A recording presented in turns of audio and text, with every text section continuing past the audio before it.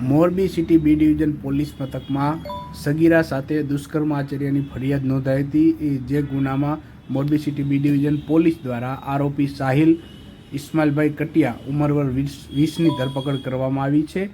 ત્યારે આરોપીની જે પ્રાથમિક તપાસમાં પોલીસને જાણવા મળ્યું છે કે આરોપી સાહિલ કટિયા વિરુદ્ધ 1 વર્ષ પહેલાં પણ મોરબી સિટી એ ડિવિઝન પોલીસ મથકમાં સગીરા સાથે દુષ્કર્મ આચરવાનો એટલે કે પોક્સો એક્ટ હેઠળ ગુનો નોંધાયો હતો, જેમાં પણ તેની ધરપકડ થઈ હતી। ત્યારબાદ જેલમાંથી જામીન પર છૂટીને ફરી એકવાર સગીરા સાથે દુષ્કર્મ આચર્યાનું સામે આવ્યું છે। ત્યારે આરોપીના ગુનાહિત ઇતિહાસ વિશે વાત કરવામાં આવે તો આરોપીની ઉંમર માત્ર 20 વર્ષ છે, પરંતુ આ 20 વર્ષની અંદર તેને 5 જેટલા ગંભીર ગુનાઓ આચર્યા છે, જેમાં ચોરી, લૂંટ અને પોક્સો સહિતના ગુનાઓનો સમાવેશ થાય છે। ત્યારે હાલ Morbi city B division police દ્વારા આરોપી સાહિલ કટિયાની ધરપકડ કરીને આગળની કાર્યવાહી હાથ ધરવામાં આવી છે।